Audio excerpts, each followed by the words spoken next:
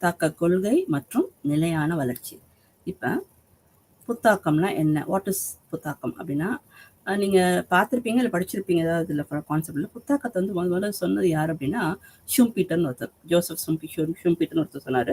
அவர் என்ன சொன்னார்னா, புத்தாக்கம் அப்படின்றது புதிய ஒரு பொருட்களை ஃபஸ்ட்டு 5 வகையாக சொல்கிறாங்க. அதாவது புதிய பொருட்கள், புதிய பண்டங்கள். ஏதாவது ஃபார் எக்ஸாம்பிள் இப்போ புதுசாக நிறையா வந்திருக்கு இல்லை, செல்ஃபோன்ஸ் நிறையா வந்திருக்கு, நிறைய டெக்னாலஜிஸோ புதிய பண்டங்களை கொண்டு வருவது, இது முதல்து. அடுத்தது புதிய விதமான தொழில்நுட்பம், டெக்னாலஜி இன் இண்டஸ்ட்ரியல் டெவலப்மெண்ட், அதாவது மெத்தடாலஜி, அதோடைய அந்த தொழிலோட அந்த உற்பத்தி செய்யக்கூடிய செயல்முறைகள் வந்து அதில் புத்தாக்கங்கள். முன்னாடிலாம் பார்த்தீங்கன்னா சும்மா போய் களை எடுத்துகிட்டு இருப்பாங்க, சும்மா போய் பட்டனை ஸ்விட்ச் பண்ண ஆன் பண்ணிட்டு உட்காந்து எல்லாத்தையும் ஆன் பண்ணாதான் அந்த மெஷின் வந்து இயங்கும். ஆனால் இப்போ அப்படி கிடையாது. ஜஸ்ட் லைக் த டெக்னாலஜி வந்ததுனால ஃபாஸ்ட்டாக புத்தாக்கம் வருவதனால எல்லாமே வந்து ரொம்ப ஃபாஸ்ட்டாக முடியுது. அது மாதிரி வயலில் பார்த்தீங்கன்னா இப்போ நீங்கள் ஆர்டிஃபிஷியல் இன்டெலிஜென்ஸ் முன்னாடி உங்களுக்கு சொல்லியிருக்கேன், அந்த மாதிரிலாம் வந்துச்சுன்னா அதுவே ஆட்டோமேட்டிக்காக டக் டக் டக்னு எல்லாம் அடுத்தடுத்த அது வார்த்தை செய்ய ஆரம்பிச்சிடும். ஸோ ஆட்டோமேட்டிக்காக உங்களுக்கு எந்த பிரச்சனையும் இல்லாமல் இருக்கும்.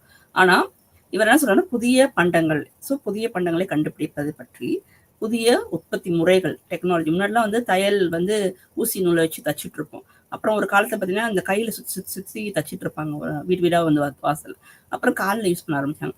அப்புறம் கொஞ்சம் மெஷின் யூஸ் பண்ணுவாங்க. இப்படி ஒவ்வொன்றா வந்து கடைசியில் என்னாச்சுன்னா இப்போ ஒரு பெரிய மெஷின் மாதிரி இருக்கும். அந்த மெஷின்குள்ளே நம்ம நூலை போட்டால் முடிஞ்சு எல்லாமே அதுவே சரியாகி நீட்டாக வெளியில் வந்து ஒரு ஆடையாக வெளியே வருகிறது. இதெல்லாம் சொல்ல. ஸோ உற்பத்தி முறைகள், அது டெக்னாலஜி, அது பயன்படுது. ஸோ புதிய பண்டங்கள், புதுவிதமான பண்டங்கள். அடுத்தது 2வது புதிய உற்பத்தி முறைகள். 3வது புதிய அங்காடினா நியூ மார்க்கெட். முன்னாடிலாம் பார்த்தீங்கன்னா ஹோல்சேலர், ரீட்டைலர் அப்படிலாம் இருப்பாங்க. So wholesaler, retailer, middleman, agent, commission agent எல்லாம் இருப்பாங்க. அதுக்கப்புறம் தான் வந்து இறுதியாக நம்மளுக்கு வந்து அடையும், கன்சியூமர்ஸ்க்கு வந்து சேரும். ஆனால் இப்போ பார்த்தீங்கன்னா எல்லாமே ஆன்லைன் டிரான்சாக்ஷன். யாருமே வந்து நீங்கள் வந்து எங்கேயும் போகிறதில்ல, வீட்டில் உட்காந்து நீங்கள் என்ன பண்ணலாம், நீங்கள் அமேசானில் போகலாம், இல்லை ஃப்ளிப்கார்ட்டில் போய் எங்கே ரொம்ப கம்மியான ரேட்டில் இருக்கோ அந்த ரேட்டில் என்ன பண்ணலாம், டக்கு நம்ம நேரடியாக நாம் வாங்கி கொள்ள முடியும். ஸோ மார்க்கெட்டிங் எல்லாமே மாறுது. மார்க்கெட்டிங் சிஸ்டம்ஸ் எல்லாமே டிஃப்ரெண்ட் ஆன்லைன் மார்க்கெட்டிங் ஆகிட்டு இருக்கு. ஸோ அப்படின்றப்ப அது புத்தாக்கம். அதே மாதிரி ஸோ புதிய பண்டங்கள். 2வது பார்க்க போகிறது புதிய உற்பத்தி முறைகள். 3வதாக நான் சொல்லக்கூடியது வந்து என்னதான் புதிய இது என்னது மார்க்கெட்டிங். அதாவது அது எப்படி வந்து அங்காடிகள் பண்ணுறாங்க, எப்படி வந்து டிரான்ஸ்போர்ட் கொடுக்குறாங்க, அதுக்கப்புறம் அது எப்படி அட்வர்டைஸ்மெண்ட் பண்ணுறது, அதுக்குமே டெக்னாலஜி வந்துருச்சு இப்போ எல்லாமே. இப்போ ஒன்றுமே இல்லை, ஒரு சின்ன ஒரு எக்ஸாம்பிள் சொல்கிறேன். இப்போ ஃபேஸ்புக் நம்ம உட்காந்து சும்மா ஆர்னமெண்ட்டாக பார்த்துட்ருக்கோம், இல்லை சும்மா வந்து ஒரு புஸ்தகத்தையாக பார்த்துட்ருக்கோம், இல்லை ஏதாவது ஒன்று நம்ம ரொம்ப தீவிரமாக ஒரு விஷயத்தை நாம் ஆசையோடு பார்க்கும் பொழுது ஆட்டோமேட்டிக்காக அதோட மார்க்கெட்டிங் எல்லாம் நம்மளுக்கு வரும். ஸோ இந்த மாதிரி நிறைய விஷயங்கள் இப்போ வந்து நம்மளுக்கு இதில் வந்துருச்சு, டெக்னாலஜியில் வந்துருச்சு. ஸோ இந்த மாதிரி விஷயங்கள் மனசில் என்ன ஆசைப்படுறத நம்ம என்ன பார்க்கணுன்றதை வெளிக்காட்டும் போது ஆட்டோமேட்டிக்காக என்ன பண்ணலாம், அந்த பர்டிகுலர் இண்டஸ்ட்ரிக்காரங்களுக்குலாம் அது தெரிஞ்சு அவன் டக்குன்னு என்ன பண்ணலாம், நம்மளை அட்ராக்ட் பண்ணுற மாதிரி இந்த ப்ராடக்ட் வாங்குறீங்களா, அந்த ப்ராடக்ட். ஸோ படிச்சுட்டே இருக்கும்போது பார்த்தீங்கன்னா திடீர்னு கூட வந்து அது வரும்.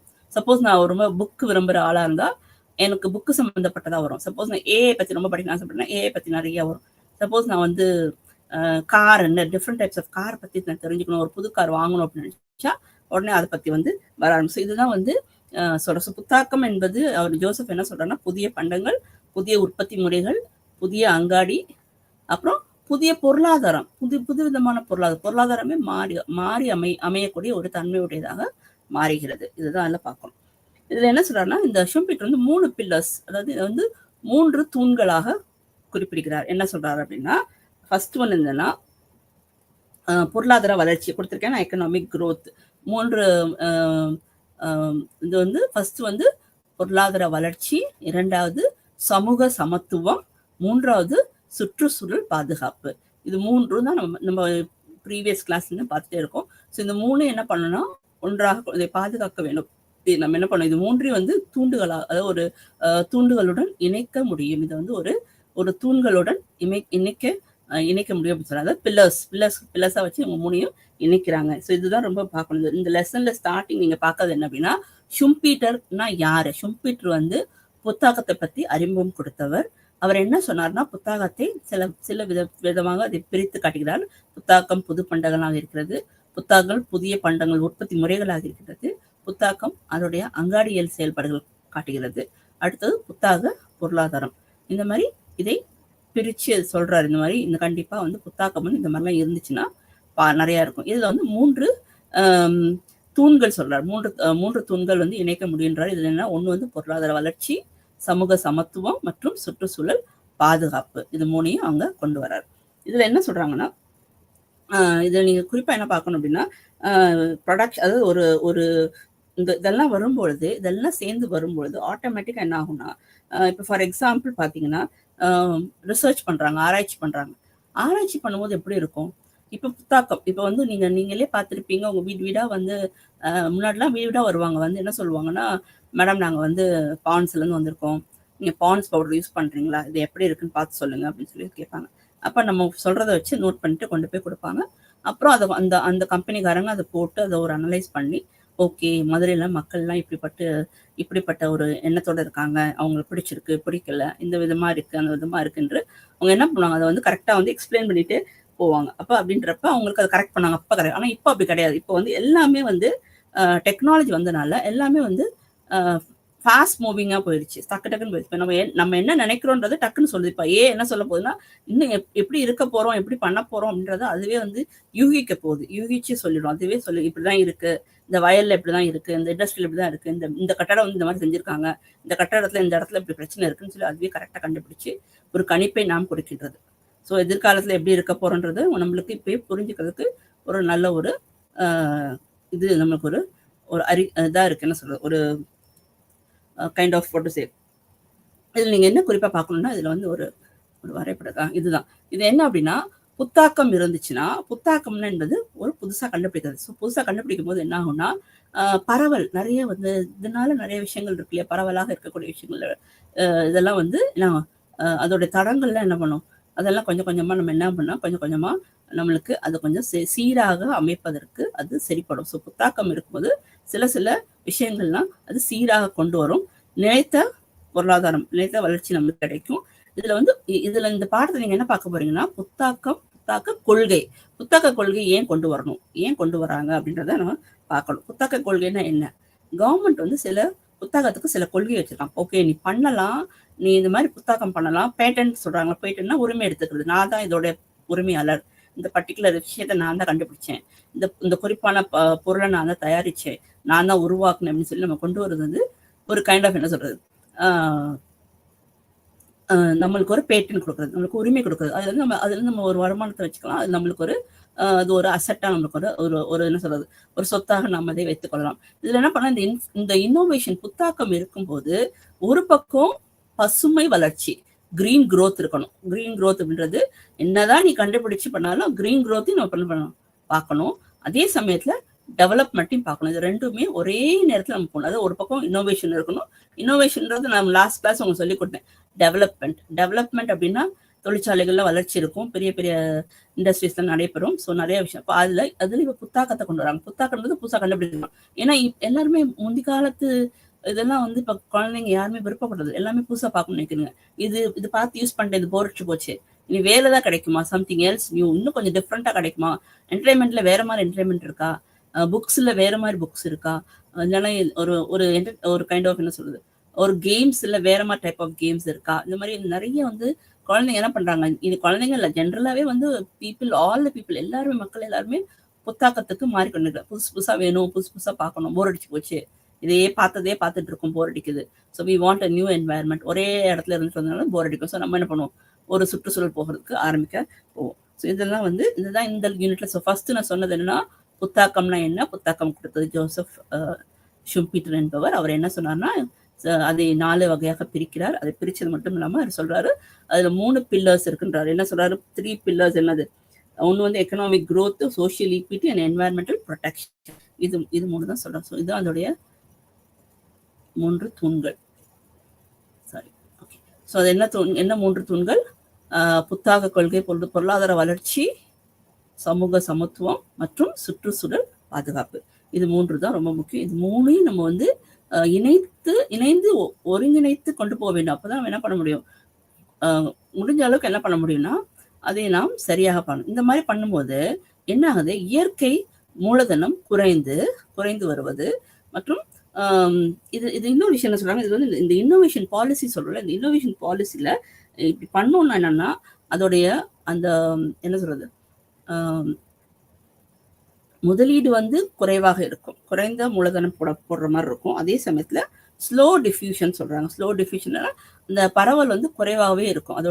அதனால வரக்கூடிய சில சில விஷயங்களுமே குறைவாக இருக்கும். ஸோ இதுதான் இதுல நம்ம பார்க்கறது. அப்புறம் நெக்ஸ்ட் ஸ்லைட் வந்து ஆம், ஓகே. இதுக்கு வந்து இப்ப இதுல வந்து என்ன சொல்றாங்கன்னா, இந்த இந்த மாரி இருந்துச்சுன்னா எப்படி இருக்கும்? அப்படின்னா, இப்போ வந்து நம்ம வந்து அ புத்தாக்கம், புத்தாக்க கொள்கை, புத்தாக்க கொள்கை அரசு கொண்டு வந்துச்சுன்னா, புத்தாக்க கொள்கை கொண்டு வந்திருக்காங்க. யார் கொண்டு வந்திருக்காங்கன்னா, சஸ்டைனபிள் டெவலப்மெண்ட் கோல்ஸ்ல கொண்டு வந்திருக்காங்க. அதான் இப்போ உங்க முன்னாடி வச்சிருக்கேன். ஸோ சஸ்டைனபிள் டெவலப்மெண்ட் கோல்ஸ்ல என்னெல்லாம் சொல்லியிருக்காங்க? இதோட தலைப்பு வந்து என்னன்னா, அ நம்மளுடைய சென்ட்ரல் கவர்மெண்ட்ல இருந்து ஒரு சஸ்டைனபிள் நிலைத்த நீடித்த பொருளாதாரம் வளர்ச்சி அப்படின்றது கொடுத்துருக்காங்க. ஸோ சஸ்டைனபிள் டெவலப்மெண்ட் கோல்ஸ்ல வந்து ஃபர்ஸ்ட் வந்து எராடிகேஷன் ஆஃப் பாவர்ட்டி அக்ராஸ் உலக ரீதியா எல்லா இடத்துலயும் வறுமையை ஒழிக்க வேண்டும். ஸோ வறுமை ஒழித்து நல்வாழ்வு ஊக்குவித்தல், எல்லாருக்கும் ஒரு நல்ல ஒரு வாழ்வை கொடுக்க வேண்டும். ஸோ அனைவருக்கும் தரமான கல்வியை வழங்குதல், குட் எஜுகேஷன் கொடுக்கணும். ஸோ ஃபர்ஸ்ட் வந்து உலகம் முழுவதும் வறுமை ஒழிப்பு, ரெண்டாவது நல்ல ஆரோக்கியம் மற்றும் நல்வாழ்வை ஊக்குவித்தல், மூணாவது அனைவருக்கும் தரமான கல்வியை வழங்குதல், அடுத்தது நான்காவது சுத்தமான நீர் மற்றும் சுகாதார வசதிகளை வழங்குதல், எல்லாருக்கும் நல்ல தண்ணி கொடுக்கணும், நல்ல சுகாதாரமா வச்சுக்கணும், என்வாயர்மெண்ட்ல வச்சுக்கணும். அப்புறம் அதே சமயம் பார்த்தீங்கன்னா ஒரு ஸ்ட்ராங் இன்ஃப்ராஸ்ட்ரக்சர், அதாவது கட்டமைப்பு வந்து ஒரு வலுவாக இருக்க வேண்டும். நல்ல ஒரு வலுவான ஒரு கட்டமைப்பு, உள்கட்டமைப்பு உருவாக்குதல், உள்ளடக்கிய மற்றும் நீடித்த தொழில் மயமாக்க, அதாவது இண்டஸ்ட்ரீஸ் இருக்குல்ல, இண்டஸ்ட்ரியலைசேஷன் பண்றாங்களா, அதுக்கு வந்து ஆதரித்தலா இருக்கணும். மற்றும் புதுமைகளை புதுமைகளை அடைகாத்தல். ஸோ இதெல்லாம் நம்ம என்ன பண்ணோம், ரொம்ப நம்ம வந்து பாதுகாத்து கொள்ள வேண்டும் அப்படின்றத சொல்ல வராங்க. ஸோ இதுவும் நம்ம அதில் பார்க்க வேண்டியது இருக்கு. அடுத்து வந்து enabling access to affordable and clean energy. அப்போ மலிவான மற்றும் தூய்மையான எரிசக்தியை அணுகுவதை உறுதி செய்தல் அதில் இருக்க வேண்டும். அப்புறம் ஜெண்டர் ஈக்குவாலிட்டிஸ், பாலின சமத்துவத்தை அடைதல். ஸோ இதுதான் நம்ம பார்க்க வேண்டியது. ஸோ மெயினாக வந்து இந்த பாலிசி, அதாவது இந்த என்ன பாலிசி சொல்லிட்டு இருந்தேன் உங்களுக்கு, இன்னோவேஷன் பாலிசியில் என்ன சஸ்டைனபிள் டெவலப்மெண்ட் கோல்ஸை கொண்டு வந்திருக்காங்கன்னா, எந்த நோக்கத்துக்காக கொண்டு வந்தாங்கன்னா, இந்த சஸ்டைனபிள் டெவலப்மெண்ட் கோல்ஸ் வந்து நம்ம இந்தியாவுக்கு மட்டும் இல்லை, இது உலக ரீதியாக கொண்டு வரப்பட்ட ஒரு பெரிய விஷயம். ஸோ உலகமே இப்போ என்ன பண்ணுறது, எல்லாரும் சேர்ந்து என்ன பண்ணுறாங்க, எப்படியாவது ஃபர்ஸ்ட் வந்து வறுமையை நாம் ஒழிக்க வேண்டும். இந்தியா மட்டும் இல்லை, நிறைய கண்ட்ரீஸ்லுமே, இன்னும் நிறைய டெவலப்பிங் கண்ட்ரீஸ்லாம் இன்னும் வந்து வறுமையோடு இருக்கிறார்கள். இந்தியாவில் நம்ம சொல்லவே வேணாம், நம்ம ஜாஸ்தி பார்த்துட்டு இருக்கோம். இந்த வறுமை ஒழிப்பது மிக கடினமாக உள்ளது. இந்த வறுமை ஒழிக்கணும் என்ன பண்ணணும் அப்படின்னா, கண்டிப்பாக நீங்க மாணவர்கள் என்ன பண்ணும், நல்லா படிச்சு நல்ல ஒரு டிகிரி வாங்கிட்டு நல்ல ஒரு வேலைக்கு போய் நல்ல கை நிறைய சம்பாதிக்கும் பொழுது கண்டிப்பாக வறுமை, நீங்க படிக்கிறதே கிடையாது. யாருமே வந்து படிப்பு வந்து நம்மளுக்கு ஒரு பெரிய சொத்துன்றதே புரிஞ்சிக்க மாட்டேங்கிறாங்க. வாழ்க்கையில் நிறைய விஷயங்கள் படிக்கணும், என்னென்ன கிடைக்குதோ, இப்போ கம்ப்யூட்டர் கிளாஸ் இருக்கா போய் படிக்கணும், என்ன சொல்லலாம், ஏதாவது ஃபேஷன் டிசைனிங் டெக்னாலஜி இருக்கா போய் படிக்கலாம், இல்லை ஏதாவது கைத்தொழில் தெரிஞ்ச ஏதாவது ஆர்ட் அண்ட் கிராஃப்ட், டிராயிங்கு, இந்த மாதிரி கம்ப்யூட்டர்ஸ், இந்த மாதிரி எந்த விஷயங்கள்னாலும் நம்ம படித்தோம்னா நம்ம ஆட்டோமேட்டிக்காக நம்ம வாழ்க்கையில் நம்மளுக்கு ஏதாவது ஒரு வகையில், ஒரு சின்ன எக்ஸாம்பிள் சொல்கிறேன். எங்கள் கல்லூரியில் ஒரு பையன் வந்து படிக்கிறான், காலேஜ் படிச்சுட்டு இருக்கான், செல்ஃப் ஃபைனான்சிங் கோர்ஸ் படிச்சுட்டு இருக்கான். அதே சமயம் அவனுக்கு தெரிஞ்ச ஒரு திறமை வந்து ஸ்கேட்டிங்லாம் தெரியும். ஸ்கேட்டிங் என்ன பண்ணுவான்னா, சனி ஞாயிறு மட்டும், ஜஸ்ட் 2 days மட்டும், சனி ஞாயிறு மட்டும் எங்கேயாவது ஒரு இடத்துல, அதாவது ஒரு சில இடங்கள் இருக்குது மதுரையில், அந்த சில இடங்கள்ல வந்து குவாய்ட்டாக காமாக இருக்கும், யாரும் வரமாட்டாங்க. அந்த தெருவில் வந்து அவ்வளவா வந்து வாகனங்களும் போகாது, மக்களுடைய நடமாற்றமும் இல்லாத ஒரு இடமா இருக்கும். அந்த இடத்துல வச்சு ஸ்கேட்டிங் கிளாஸ் நடத்தலாம். ஸோ ஒரு குழந்தைக்கு இது 2000 ரூபா வாங்கினா கூட ஒரு 20 குழந்தை வந்துச்சுன்னா அவனுக்கு அந்த மாதத்துக்கு ஒரு இப்படியே வந்து ஒரு 4-5 பேட்ச், சாட்டர்டே ஒரு பேட்ச், சண்டே ஒரு பேட்ச் வச்சாலே ஒரு நல்ல இன்கம். ஸோ ஏதாவது ஒரு திறமை, படிப்பு மட்டும் இல்லை, நாம் சில திறமைகள் இருந்தாலும் அதை வைத்து கூட என்ன பண்ணலாம், நம்ம ஒரு எம்பவர்டு ஆண்டர்பனராக மாறலாம், இல்லைன்னா ஒரு நல்ல ஒரு செல்ஃப் எம்ப்ளாய்டாக இருக்கலாம். நம்மளுக்கு வேண்டியது நம்ம வீட்டில் உட்காந்து ஆன்லைனில் உட்காந்து என்ன பண்ணலாம், ஓகே நான் வந்து ரிசர்வேஷன் பண்ணி தருவேன், நான் உட்காந்து சில பேருக்கு சில விஷயங்கள்லாம் பண்ணி தருவேன், ஆன்லைனில் என்னெல்லாம் பண்ணி தர முடியுமோ நான் செஞ்சு கொடுக்குறேன் அப்படின்னு நம்ம செய்யும்போது ஆட்டோமேட்டிக்காக என்ன ஆகும்னா நிறைய வரும். ஸோ படிப்பு இருந்தாலே, படிப்பு இருக்கிறதோட நல்லொழுக்கங்கள், அதே மாதிரி நம்ம சுகாதாரம், நம்மளுடைய என்வாயர்மெண்ட் நல்லா இருக்கணும், நம்ம நல்லா வாழணும் அப்படின்னு நினைச்சாலே ஆட்டோமேட்டிக்கலா பாவர்ட்டியை குறைக்கும். ஸோ வறுமை வந்து ஒரு மிகப்பெரிய ஒரு பிரச்சனையாக உள்ளது. இந்த வறுமை ஒழிப்பதற்கு நம்ம என்ன செய்ய வேண்டும்? நிறைய பேர் படிக்க மாட்டேங்கிறாங்க. ஸோ படித்தார்கள் என்றால் அம்மா அப்பா என்ன பண்றாங்க? பொம்பளை பிள்ளைனா மோஸ்ட்லி வந்து கல்ச்சர் படி கல்யாணம் பண்ணி கொடுத்துறாங்க. படிக்கிறாங்க, இருந்தா கூட கல்யாணம் பண்ணி கொடுத்துறாங்க. ஆஃப்டர் தட் அந்த பொண்ணு வேலைக்கு போக மாட்டாங்க. பசங்க படிக்கிறதே இல்லை. சில இடங்கள்ல பார்த்தீங்கன்னா பாய்ஸ் ஆர் வெரி பிளேஃபுல், ரொம்ப விளையாட்டு போக்கில் இருக்கனால படிக்க மாட்டேங்க. ஸோ அப்படின்றப்ப ஆட்டோமேட்டிக்காக எஜுகேஷன் சிஸ்டம், எஜுகேஷன் லெவல் எல்லாமே குறைஞ்சிட்டே போகுது. படிப்புனா நாட் ஒன்லி டிகிரி. இப்போ பிஏ எக்கனாமிக்ஸ் படிக்கிறோம், இல்லை பிஏ பொலிட்டிக்கல் சயின்ஸ் படிக்கிறோம், இல்லை சஸ்டைன் டெவலப்மெண்ட் படிக்கிறோம், இல்லை ஏதோ ஒரு பர்டிகுலர் படிக்கிறோம்னா அது என்ன, அது வாட் இஸ் இட், அது என்ன இருக்கு அப்படின்றது நம்ம உள்ள நோக்கி போய் புரிஞ்சு இதனால நம்மளுக்கு என்ன பயன் இருக்கு, இது எப்படி நம்ம இது பண்ணலாம், நல்லா கொண்டு வரலாம் அப்படின்னு நம்ம நினைக்க ஆரம்பிச்சோன்னா தான். ஸோ வெறுமனைக்கா டிகிரிக்காக மார்க்குக்காக நான் போய் உட்காந்து மார்க் வாங்கணும், நான் டிகிரி முடிச்சிடணும், எப்படியாவது பாஸ் ஆயிடணும், இது கிடையாது. ஸோ நம்ம இன்னும் நிறைய விஷயங்கள் நம்ம நிறைய தெரிஞ்சுக்கணும், நிறைய அறிஞ்சிக்கணும், நிறைய விஷயம் கற்றுக்கணும், எப்படி இருக்கணும் நம்ம வாழ்க்கைன்றது புரிஞ்சுக்கணும். இதெல்லாம் பார்த்தனாலே கண்டிப்பாக வறுமை ஒழிக்கும். ஸோ வறுமை ஒழிப்பது யார் கையில் இருக்குது? கவர்மெண்ட் கையில் இல்லை, யார் கையில் இருக்குது? நம்ம கையில். நம்ம நல்லா படித்து நல்லா வந்தோம்னாலே ஆட்டோமேட்டிக் நம்மளுக்கு நம்ம திறமைக்கு நிச்சயமாக வேலை உண்டு. ஏன்னா இப்போ சொல்லியிருக்காங்க, இப்போ கவர்மெண்ட் வந்து அனௌன்ஸ் பண்ணியிருக்காங்க நிறைய வேலை வாய்ப்பு. இப்போ மாணவர்களுக்கே பார்த்தீங்கன்னா நீங்கள் ஒரு ஆப் கொடுத்துருக்காங்க. அந்த ஆப்பில் வந்து நீங்கள் எல்லாத்தையுமே அப்லோட் பண்ணலாம். நீங்கள் என்னென்ன படிச்சிருக்கீங்க, என்னென்ன டிகிரி வச்சுருக்கீங்க, என்ன ஸ்போர்ட்ஸில் ஏதாவது சர்டிஃபிகேட் வாங்கியிருக்கீங்க, எல்லாமே நீங்கள் டைப் பண்ணி வச்சிங்கன்னா அடுத்த நிமிஷமே உங்களுக்கு வந்து இன்டர்ன்ஷிப் இருக்குது, வேலை வாய்ப்பு இருக்குது, வரீங்களான்னு கேட்குறதுக்கு உங்களுக்கு ஒரு ஆப் இருக்குது. அந்த ஆப்பில் போனீங்கன்னா ஆட்டோமேட்டிக்காக இந்தியா லெவலில் யார் இருக்காங்களோ உங்களை கூப்பிடுவாங்க. உங்களை திறமையை பார்த்து உங்களை கூப்பிட ஆரம்பிச்சிடும். ஸோ நிறைய வாய்ப்புகள் இருக்குது. படிக்க மட்டும் செஞ்சால் போதும். படிப்பு இருந்தால், ஏன்னா இந்தியா வந்து நம்ம வந்து டெக்னாலஜிக்கு நம்ம தான் பேர் போனவங்க. நீங்கள் இந்த இப்போ டெக்னாலஜி பற்றி சொல்கிறேன், இன்னோவேஷன் பற்றி சொல்கிறேன், இதெல்லாம் நம்ம தான் ரொம்ப சிறந்தவர்கள். இதில் நம்ம சிறந்தவர்கள்னால் அவ்வளோ அறிவு நம்மளுக்கு அதிகமாக இருக்கின்றது. அப்போ அந்த அறிவை நம்ம எப்படி நாம் பயன்படுத்த வேண்டும், அதை நம்ம யோசிக்கணும். ஸோ வறுமை ஒழிப்பதற்கு முடிஞ்ச அளவுக்கு என்ன பண்ணுங்க, எல்லார்கிட்டையும் சொல்லுங்க, நல்லா படிங்க, நல்லா வேலைக்கு போங்க, ஏதாவது ஒரு ஜாப், 2 கை இருக்கு, 2 கால் இருக்கு, ஒர்க் சம்பர், எங்கேயாவது வேலை செஞ்சுட்டு என்ன பண்ணுங்க, அந்த வறுமை ஒழிப்பதற்கு நாம் எல்லாரும் ஒத்துழைக்க வேண்டும். இது வந்து ஒன்று. 2வது என்ன சொல்றாங்கன்னா, அப்படி நீங்க வேலைக்கு போயிட்டீங்கனாலே ஆட்டோமேட்டிக்கா இண்டஸ்ட்ரீஸ் நிறைய வர ஆரம்பிச்சிடும். ஸோ ஆட்டோமேட்டிக்கா வந்தாலே என்ன ஆகும், நம்மளுக்கு நல்ல ஒரு வெல்பீயிங், நல்வாழ்வை ஊக்குவித்தல், நம்மளுக்கு ஒரு நல்வாழ்வு கிடைக்கும். அது மட்டும் இல்லாமல் நம்ம என்ன பண்ணுவோம், நம்ம நல்லா ஒரு வாழ்க்கை வந்துச்சுன்னா, நம்ம வந்து சம்பளம் வந்துச்சுனால ஆட்டோமேட்டிக்காக என்ன பண்ணுவோம், நல்லா சாப்பிட ஆரம்பிப்போம், குட்டாக சாப்பிட ஆரம்பிப்போம். ஸோ பழங்கள் வாங்கி சாப்பிட ஆரம்பிப்போம்.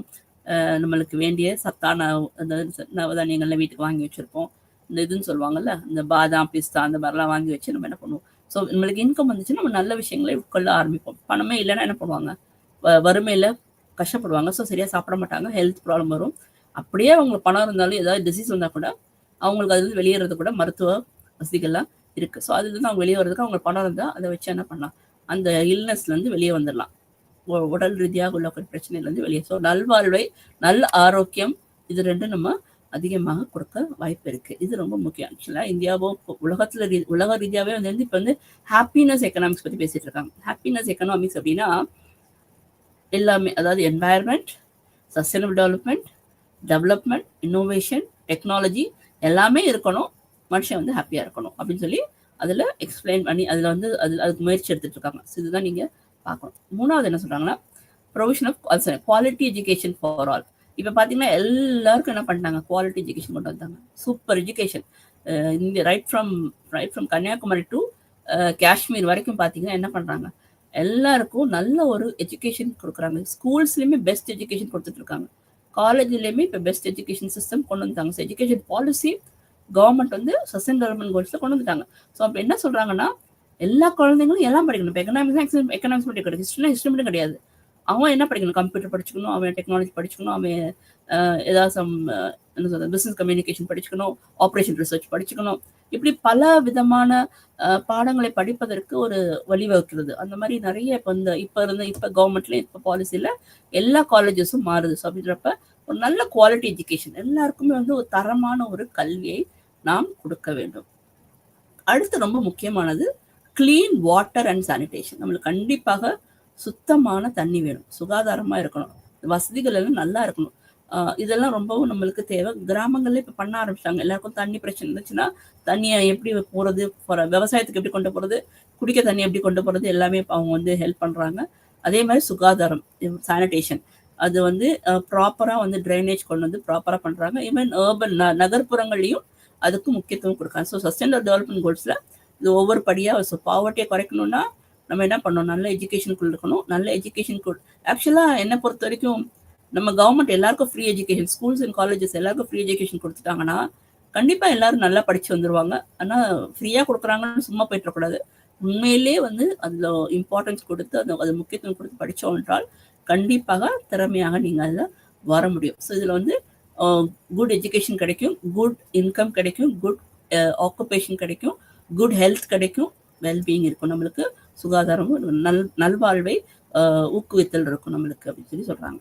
அடுத்தது ஒரு நல்ல ஒரு கட்டமைப்பு, தொழில்நுட்பத்தை வந்து சப்போர்ட் பண்ற மாதிரி, அதாவது இன்ஃப்ராஸ்ட்ரக்சர் இருக்கிற மாதிரி இண்டஸ்ட்ரியலைசேஷன் பண்ணாலுமே புத்தாக்கம் இருந்தாலுமே இந்த சஸ்டைனபிள் டெவலப்மெண்ட் நம்ம வந்து பாதிக்க இருக்கணும். இப்ப இருக்கு, பின்னாடி இல்லை, நல்லா புரிஞ்சுக்கணும். எப்பயுமே எல்லா கிளாஸும் சொல்ற ஒரே ஒரு கான்செப்ட் சஸ்டைன் டெவலப்மெண்ட் என்னன்னா, இப்ப எல்லாரும் திருப்தியாக இருக்க வேண்டும், அதுக்காக நான் வந்து பிற்காலத்துல எனக்கு இல்லைன்னு நான் சொல்லக்கூடாது அப்படின்ற மாதிரி இருக்கணும். அப்ப புத்தாக்கம் கண்டுபிடிச்சாலுமே இந்த புத்தாக்கத்தினால பழையவைகளும் அழியக்கூடாது, மறைந்து போகக்கூடாது, புதியவைகளும் பின்னாடி கிடைக்காமலும் இருக்காமலும் இருக்கக்கூடாது. ஸோ இந்த மாதிரி விஷயங்கள்லாம் யோசிச்சுட்டு நம்ம தொழில்நுட்பத்துக்குள்ள நம்ம போக வேண்டும். ஸோ கட்டமைப்புகள் நல்லா இப்போ பார்த்தீங்கன்னா நிறைய பிரிட்ஜஸ், ஃப்ளையர்ஸ், இந்த ஒரு ஊருக்கு இன்னொரு ஊருக்கு போகணும்னா நம்மளுக்கு டக்குன்னு கிளம்பிடலாம். So just how to go, keep on moving. அந்த பாலத்தில் ஏறி இறங்கிட்டே போயிட்டு இருந்தோம்னா அது கரெக்டாக கொண்டு போய் நம்ம ஊரில் போய் ஊரில் சேர்த்து நம்ம எங்கேயுமே வந்து கஷ்டப்பட தேவையில்லை. ஸோ எவ்வளோ முன்னாடிலாம் 1.5 மணி நேரத்தில் போகிறத இப்போ ½ அன் ஹவரில் போயிடும், 4 மணி நேரத்தில் போகிறத 1.5 மணி நேரத்தில் போயிடும். ஸோ அந்த மாதிரி நம்ம என்ன பண்ணலாம், ரொம்ப வெகு சீக்கிரமாக ஒரு இடத்துக்கு நாம் போக முடியும். ஸோ புத்தாக்கத்தின் மூலமாக, புத்தாக்கம் இருந்தால் இதெல்லாம் நடக்கும்ன்றது ஒன்று. ரெண்டாவது, புத்தாக்கம் இருந்தால் கண்டிப்பாக இருக்கும். அதே சமயத்தில் நான் இன்னொரு விஷயம் சொல்கிறேன், எல்லா வளர்ந்த நாடுகளும் எதை முக்கியத்துவம் கொடுக்குறாங்க அப்படின்னா இன்ஃப்ராஸ்ட்ரக்சர். அதாவது ரெண்டா பிடிக்கிறாங்க. அதாவது ஒரு பக்கம் வந்து எஸ்ஓசி என்று அழைக்கிறார்கள். எஸ்ஓசினா சோஷியல் ஓவர்ஹெட் கேபிட்டல் சொல்றாங்க. அப்படின்னா என்ன அப்படின்னா, ஒரு நாட்டில் வேண்டிய தேவையான இன்ஃப்ராஸ்ட்ரக்சர், போதுமான அதுக்கு கட்டமைப்புகள், அதுக்கு வசதிகள், இதர வசதிகள் மற்றும் கல்வி எல்லாமே, சுகாதாரம், இதெல்லாம் ப்ராப்பரா தண்ணீர், எலக்ட்ரிசிட்டி, அவனுக்கு வந்து எல்லாருக்கும் தண்ணி வசதி வந்துச்சுன்னா பிரச்சனையே வராது.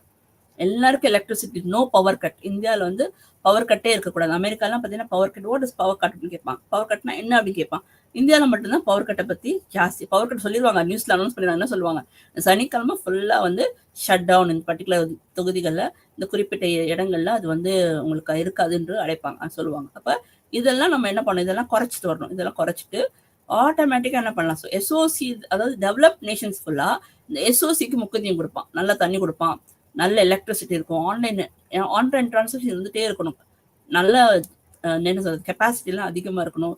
அதே மாதிரி வந்து எல்லாமே, எல்லா விஷயத்துல, எல்லா இன்ஃப்ராஸ்ட்ரக்சர்லேருந்து, மார்க்கெட்டிங்லேருந்து, ஆன்லைன்லேருந்து எல்லாமே அவங்க என்ன பண்ணுவாங்கன்னா ரொம்ப கேர் எடுத்து பண்ணுவாங்க. ஸோ டெவலப் நேஷன்ஸ் ஃபுல்லாக இந்த எஸ்ஓசிக்கு இம்பார்ட்டன்ஸ் கொடுப்பான்.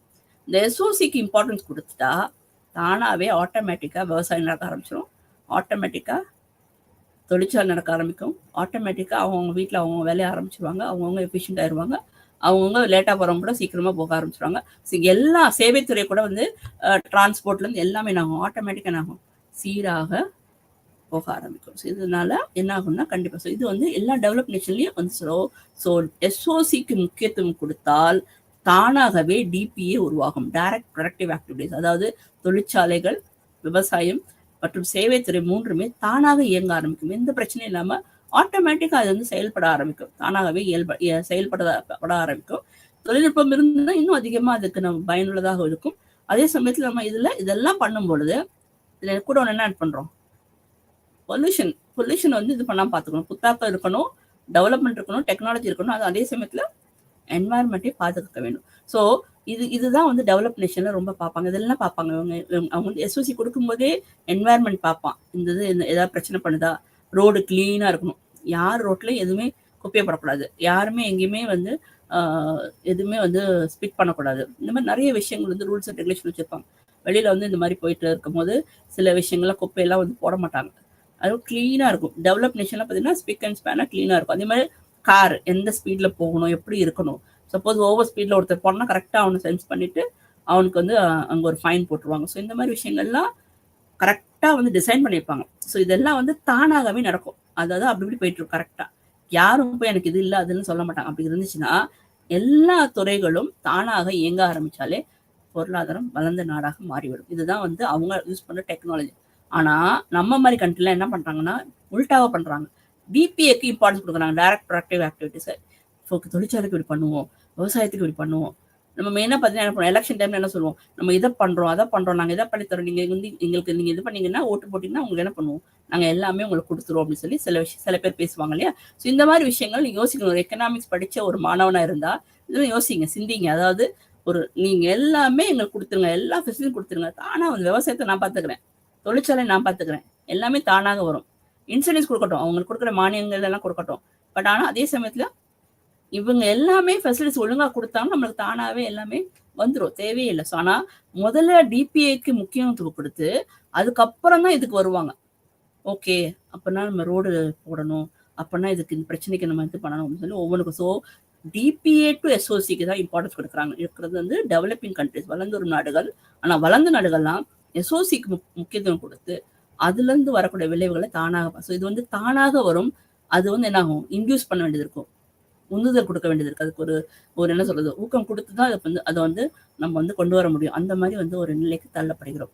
இதுதான் பிரச்சனை. ஸோ இந்த பிரச்சனை வெளியேறணும்னா நீங்க பாத்தீங்கன்னா யூகே பெரிய பெரிய கண்ட்ரிலாம் பாத்தீங்கன்னா மோஸ்ட்லி வந்து எஜுகேஷன்ஸ் வந்து ஃப்ரீ, கல்வி ஃப்ரீ, ஸ்டூடெண்ட்ஸ் காலேஜ் எல்லாத்துக்கும் ஸ்கூல்ஸ் எல்லாமே ஃப்ரீயா கொடுத்து எல்லாருக்கும் கண்டிப்பா ஒரு 18 வயசு 20 வயசுக்கு மேல கண்டிப்பா எல்லாருக்கும் வேலை இருக்கணும், எல்லாருக்கும் வேலை கொடுத்துடணும், எல்லாரும் எம்ப்ளாய்டு ஆயிடுவாங்க. எம்ப்ளாய்டு ஆனோடனே அவனுக்கு ஒரு வீடு இருக்கணும், கண்டிப்பா ஒரு வீடு இருக்கும். அந்த வீடு எப்படின்னா லீஸ் மாதிரி இருக்கும். 30 வருஷம் 50 வருஷம் லீஸு கொடுத்துருவாங்க. ஸோ அந்த 50 வருஷம் வரைக்கும் அந்த வீட்டில் அவன் லீஸுக்கு இருந்துக்குவான். அதே மாதிரி வயதோர்கள் இருந்தாங்கன்னா, முதியோர்கள் இருந்தாங்கன்னா அப்படின்னா அவங்க என்ன பண்ணுவாங்கன்னா ஆட்டோமேட்டிக் கொண்டு போய் ஓல்டேஜ் ஹோம்ல அவங்கள வச்சிருவாங்க. அவங்க மட்டும் பத்திரமா அங்கே. ஸோ எல்லாமே அந்த கவர்மெண்ட் வந்து அவங்க டேக் பண்ணுறாங்கன்னா, ஒரு வருமானம் வாங்குறான்னா அந்த வருமானம் வாங்குறவன் என்ன பண்ணும், வரி கட்ட வேண்டும், டேக்ஸ் மட்டும் கட்டணும். ஸோ அந்த டேக்ஸை வச்சு கவர்மெண்ட் என்ன பண்ணுன்னா, இந்த பணக்காரங்க பணத்தை வேலை பார்க்குறவங்க எல்லார்ட்ட டேக்ஸ் வாங்கி, பணக்காரங்க கிடையாது எல்லாருமே ஓரளவுக்கு நல்ல வெல் ஆஃபாக இருப்பாங்க. ஸோ எல்லார்கிட்ட இருந்து வரியை வாங்கி அந்த பணத்தை வச்சு என்ன பண்ணுவாங்கன்னா டெவலப்மெண்ட்டை கொண்டு வராங்க. ஸோ இந்த மாதிரி நிறைய விஷயங்கள்லாம் அப்ராட்ல பண்றாங்க, வெளிநாட்டுல. நம்ம நிறைய கண்ட்ரீஸ்ல பார்த்தீங்கன்னா ஃப்ரீ எஜுகேஷன், ரொம்பலாம் காசு. நம்ம ஊர்ல மட்டும் எஜுகேஷன் எல்லா இன்ஜினியரிங் மெடிக்கல் எல்லாமே நம்மளுக்கு வந்து ஒரு மெரிட்டோரியஸ், அதாவது மெரிட்டோரியஸ் ஸ்டூடெண்ட்ஸ்க்கு வந்து நிறைய பேருக்கு வந்து படிக்கிறதுக்கு வாய்ப்பு கொடுத்தாங்கன்னா அழகா என்ன பண்ண குழந்தைங்க எல்லாருமே சூப்பரா வந்துருவாங்க. ஸோ வி ஹாவ் டு இதெல்லாம் நம்ம இந்த கட்டமைப்புல கொண்டு வரணும். அது மாதிரி தொழிற்சாலைகள் செய்வதற்கு ஒரு நல்ல ஒரு கட்டமைப்பு இருக்க வேண்டும், உள்கட்டமைப்பு இருக்க வேண்டும். இதை உருவாக்கி தர வேண்டும், வலுவாக இருக்க வேண்டும். அப்பதான் வந்து தொழிற்சாலைகள் சிறப்பாக வருவதற்கு வாய்ப்பு இருக்கு. இதுதான் அந்த பாயிண்ட். அடுத்தது மலிவான மற்றும் தூய்மையான எரிசக்தி அணுகுவதை உறுதி செய்தல். இது ரொம்ப முக்கியம். ஸோ கிளீன் எனர்ஜி நம்மளுக்கு வேணும், அது ரொம்ப முக்கியம். ஸோ இப்போ வந்து என்ன பண்ணாலும் நம்ம வந்து ஒரு மலிவான மற்றும் தூய்மையான எரிசக்தியை அணுகுவதை பார்க்க வேண்டும். கடைசியா பார்த்தீங்கன்னா ஜெண்டர் ஈக்குவாலிட்டி. அங்கெல்லாம் பார்த்தீங்கன்னா மென் விமன் எல்லாம் ஈக்குவலாக வேலைக்கு போவாங்க, ஈக்குவலாக சம்பாதிப்பாங்க, ஒரு லைஃப்ல எல்லாமே ஈக்குவலாக ஒரு சோஷியல் ஸ்டேட்டஸ் இருப்பாங்க. நம்ம ஊர்ல மட்டும்தான் பெண்களுக்கும் ஆண்களுக்கும் நம்ம மத ரீதியாக பார்க்கும்போது நிறைய விஷயங்கள் இருக்கு. ஸோ அப்படின்றப்ப பெண்களை வந்து ஒரு படி கீழே தான் வைத்திருக்கிறாங்க. ஸோ அப்படின்றப்ப இதெல்லாம் என்ன பண்ணலாம், இதெல்லாம் வந்து மாற்றணும் அப்படின்னு சொல்லி சஸ்டைனபிள் டெவலப்மெண்ட் கோல்ஸ்ல கொண்டு வராங்க. இது உங்களுக்கு புரிஞ்சுக்கணும்னு நினைக்கிறேன்.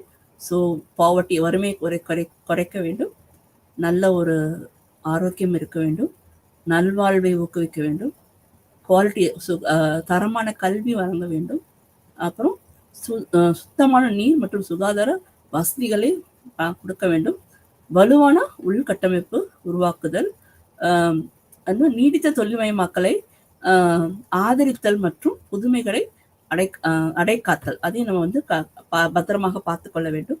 அடுத்து வந்து அதுலேயே முடியும்னா மலிவான மற்றும் தூய்மையான எரிசக்தியை அணுகுவதை உறுதி செய்தல், தென் பாலின சமத்துவத்தை அடைதல். ஸோ இதான் நீங்க தெரிஞ்சுக்க வேண்டும். இதுதான் இன்னோவேஷன் பாலிசியில வரக்கூடிய, அதுக்கடியில் வரக்கூடிய சஸ்டைனபிள் டெவலப்மெண்ட் கோல்ஸ் இதெல்லாம். அடுத்தது மேஜர் ஃபீச்சர்ஸ் ஆஃப் பாலிசிஸ். இதுக்குள்ள ஃபீச்சர்ஸ் ஆஃப் பாலிசி நான் சொன்ன நோக்கங்கள். அடுத்து வந்து இந்த பாலிசியோட என்ன சொல்றது, கொள்கைகள். இந்த முக்கிய அம்சங்கள் என்ன, நிலையான வளர்ச்சிக்கான கொள்கையின் முக்கிய அம்சங்கள்.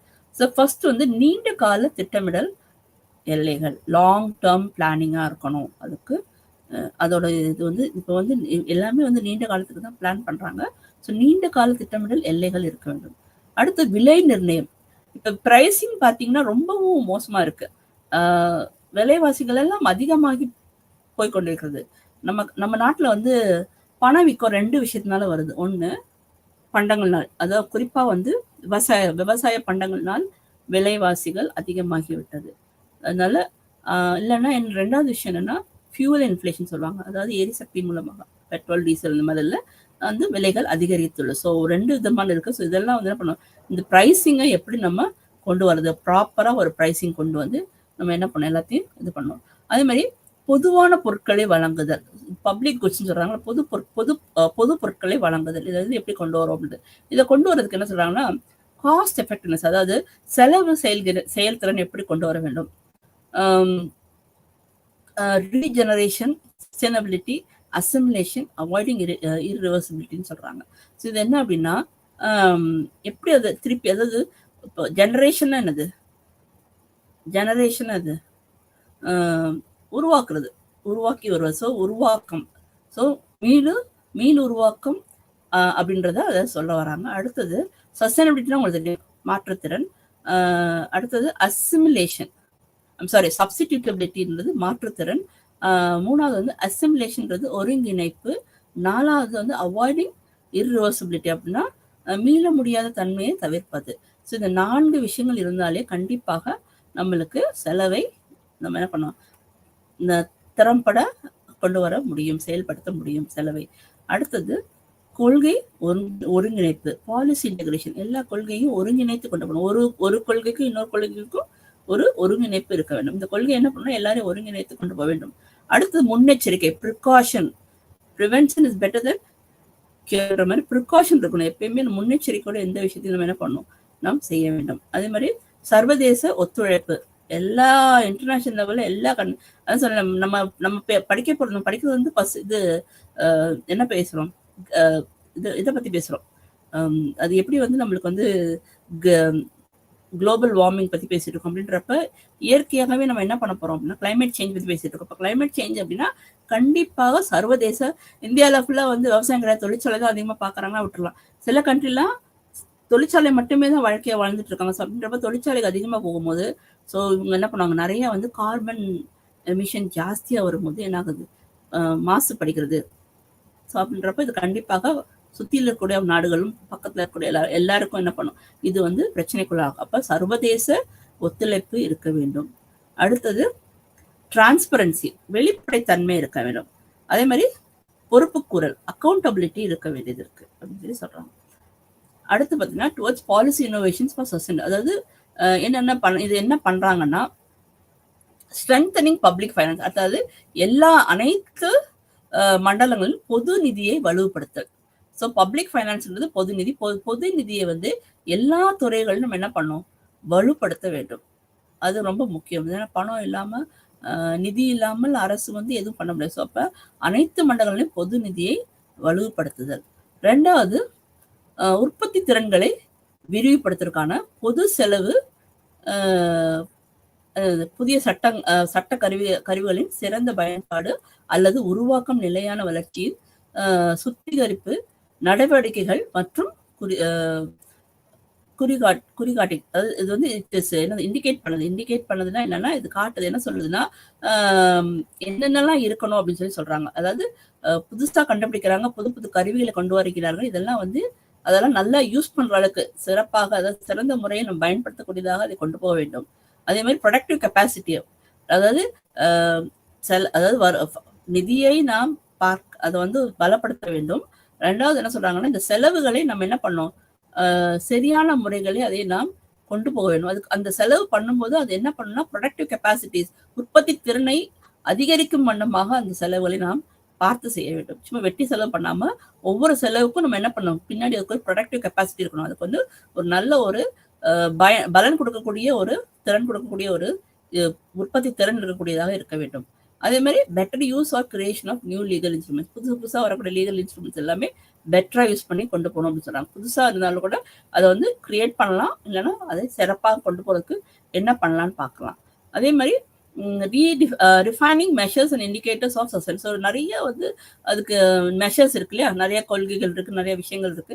இதை எப்படி நம்ம வந்து கொண்டு போறது, சிறப்பாக எப்படி கொண்டு போறது. அப்புறம் உலக ரீதியாக இந்த நிலைத்த சிறந்த என்ன சொல்றது, சிறந்த விதமாக வந்து கொண்டு போக வேண்டும். உலக ரீதியாக governance gaps, closing global governance gaps and strengthening institution framework. அதாவது இன்ஸ்டிடியூஷன்லாம் நல்லா பலப்படுத்த வேண்டும். அதே சமயம் குளோபல் கவர்னன்ஸ் கேப்ஸ் இருக்கு இல்லையா, அதை வந்து என்ன பண்றாங்க, அதை வந்து மூடுதல் அப்படின்னு சொல்றாங்க, மூட வேண்டும். அடுத்து வந்து கிரியேட் பெட்டர் இன்ஃப்ராஸ்ட்ரக்சர், நல்ல ஒரு கட்டமைப்பு, நிறுவன கட்டமைப்பு வலுப்படுத்த வேண்டும். அடுத்து சயின்டிஃபிக் அண்ட் டெக்னாலஜி டெவலப்மெண்ட், அதாவது சிறந்த உள்கட்டமைப்பு உருவாக்குதல், அறிவியல் மற்றும் தொழில்நுட்ப வளர்ச்சி மற்றும் புதுமை தொழில்நுட்ப திறன்களுக்கு ஏற்ற மனித திறன்களை மேம்படுத்துதல். ஸோ அதுக்கேத்தாப்புல ஹியூமன் டெக்னாலஜி, அதாவது ஹியூமன் ஸ்கில்ஸ், அதாவது உங்களுக்கு தான் சொன்னேன், நம்ம நிறைய படிச்சிருக்கணும், நிறைய நம்ம சயின்டிஃபிக்காக தெரிஞ்சுக்கணும், நம்ம டெக்னாலஜி டெவலப்மெண்ட் இருக்கணும், புத்தாக்கம் இருக்கணும். அதே சமயத்தில் மனிதனுடைய ஸ்கில், திறமைகள் நம்ம அதிகமாக நம்ம வந்து மேம்படுத்த வேண்டும். இதெல்லாம் கொண்டு வந்து டெக்னாலஜி கெப்பாசிட்டி நம்மளுக்கு வர ஆரம்பிக்கும். அது மாதிரி எம்ப்ளாய்மெண்ட், இப்போ வந்து என்ன பண்ணோம், எல்லாருக்கும் வந்து வேகமான வளரும் தொழிற்சாலை இருக்கும் பொழுது வேலை வாய்ப்புகள் உருவாக்கும். ஸோ அதிகமாக நம்மளுக்கு இருக்கும்போது என்னது, நிறைய பேருக்கு வேலை வாய்ப்பு வர ஆரம்பிக்கும். ஸோ ஃபர்ஸ்ட் வந்து கவர்மெண்ட் வந்து பப்ளிக் ஃபைனான்ஸ், அதாவது நிதியை வலுப்படுத்த வேண்டும். ரெண்டாவது, அந்த செலவு பண்றது வந்து இப்போ பாலம் கட்டுறாங்க, இல்லை ஒரு லைப்ரரி கட்டியிருக்காங்க, இல்லை ஒரு ஏதோ ஹாஸ்பிட்டல் கட்டியிருக்காங்க அப்படின்னா இது எல்லாமே ப்ரொடக்டிவ் கெப்பாசிட்டி, அதாவது உற்பத்தி திறன் கொடுக்கக்கூடிய ஒரு திறமை உள்ள ஒரு விஷயங்கள் இருக்கு. அதை விரிவுபடுத்துவதற்கான ஒரு செலவாக நாம் அதை பார்த்து கொள்ள வேண்டும். அந்த செலவை செய்யும் பொழுது அதை நாம் எப்படி அதை விரிவுபடுத்தலாம் என்பதை பார்க்கணும். சும்மா வந்து ஏனோ செலவு பண்ணணும். சும்மா ஒரு ப்ராஜெக்ட், முன்னாடிலாம் பார்த்தீங்கன்னா நிறைய பேர் வேலை வாய்ப்பு கொடுக்கறதுக்காக ரோட்ல வந்து ரோடு போடுவாங்க, ரோடை இடிப்பாங்க, திருப்பி ரோடு போடுவாங்க, ரோடை இடிப்பாங்க. ஸோ வேலை வாய்ப்பு இப்போ வந்து அப்படி கிடையாது.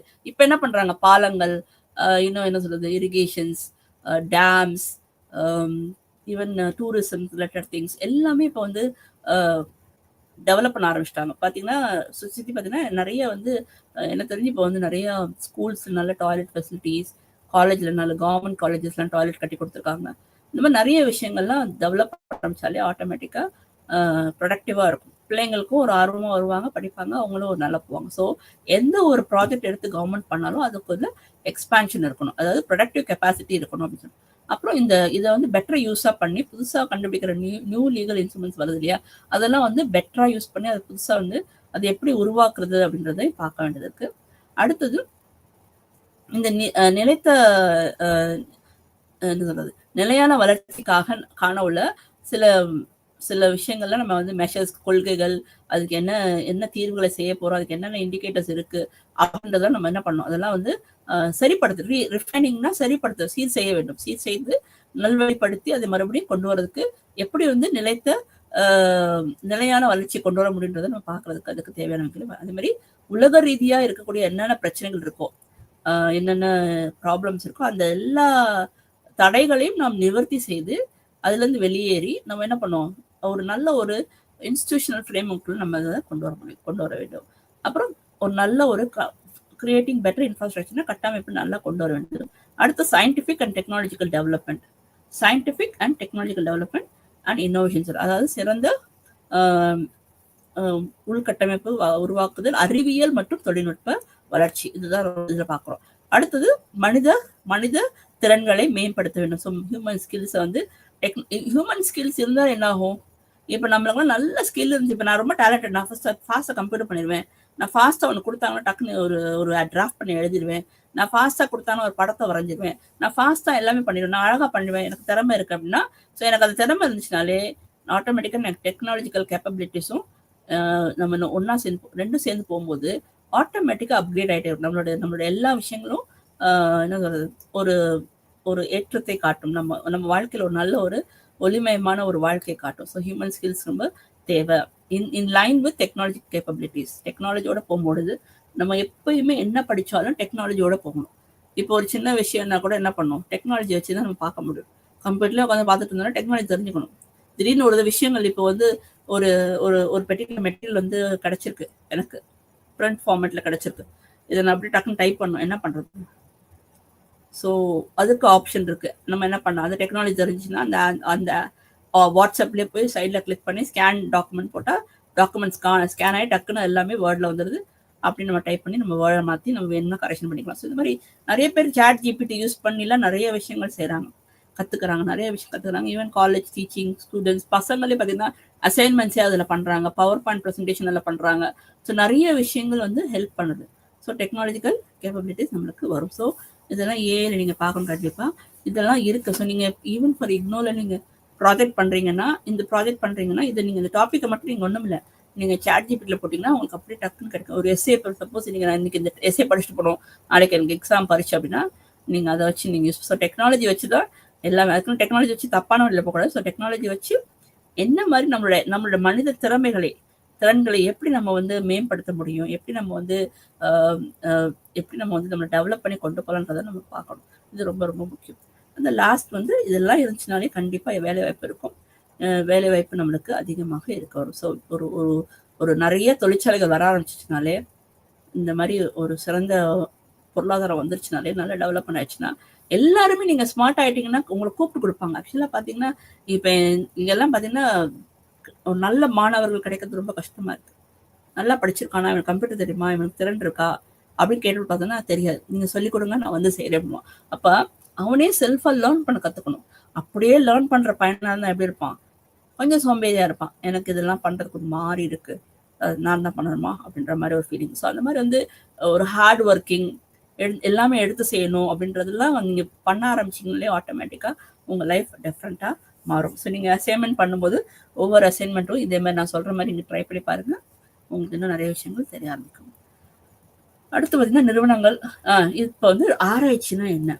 நிறைய நிறுவனங்கள் இருக்கு, இண்டஸ்ட்ரியல் ரிசர்ச் இருக்கு, கழகங்கள் இருக்கு, யூனிவர்சிட்டிஸ் இருக்கு, ஆராய்ச்சி நிறுவனங்கள் உட்பட பல விஷயங்கள் இருக்கின்றது. இதெல்லாம் இவங்கெல்லாம் சேர்ந்து புதுமை என்று இரண்டாவது அம்சம். இதுக்கு வந்து புதுமையை கொண்டு வருகிறார்கள். ஸோ இவங்கெல்லாம் சேர்ந்து என்ன பண்றாங்கன்னா, ரிசர்ச் டெவலப்மெண்ட் பண்ணி புதுசா கொண்டு வந்து நிறுத்துறாங்க. எப்படி இருக்க போறோம், நம்ம என்ன பண்ண போறோம் அப்படின்றத புதுசா கொண்டு வந்து நிறுத்துறாங்க. இதை இதுல பார்க்க போறோம். இதுல என்ன பார்க்குறோம் அப்படின்னா, இதுல என்ன சொல்றாங்கன்னா 3 விஷயம் சொல்றாங்க. ஒண்ணு வந்து என்வாயர்மெண்ட் சஸ்டைனபிலிட்டி, ரெண்டாவது வந்து என்வாயர்மெண்ட் சஸ்டைனபிலிட்டி, அடுத்த ரெண்டாவது வந்து சோஷியல் சஸ்டைனபிலிட்டி, மூணாவது எக்கனாமிக் சஸ்டைனபிலிட்டி. ஸோ என்வாயர்மெண்ட்னா சுகாதார சஸ்டைனபிலிட்டி, ரெண்டாவது சோஷியல் சமூகம் மற்றும் பொருளாதாரம், சமூகம் மற்றும் சுற்றுச்சூழல். ஸோ இது மூணு இது சொல்ல என்வாயர்மெண்ட், சோஷியல் மற்றும் சஸ்டைனபிலிட்டி. இதுதான் வந்து இதுக்கு தான் முக்கியத்துவம் கொடுக்குறாங்க. ஸோ இது மூணையுமே வந்து சுருக்கமாக எடுத்து காட்டிக்கிறது. இந்த புத்தக கொள்கை வந்து இந்த மூணையும் வந்து எக்ஸ்பிளைன் பண்றாங்க.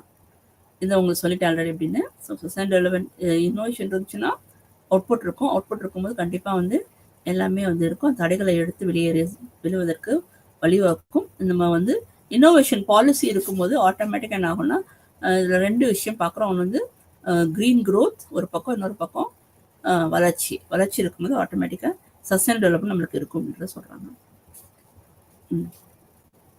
அடுத்தது ஆராய்ச்சி மேம்பாடுனா என்ன? வாட் இஸ் ஆராய்ச்சி மேம்பாடு அப்படின்றத இதில் பார்க்குறோம். தொழில்நுட்ப கண்டுபிடிப்புகளின் போக்குகள், இதையும் இதில் பார்க்குறோம்.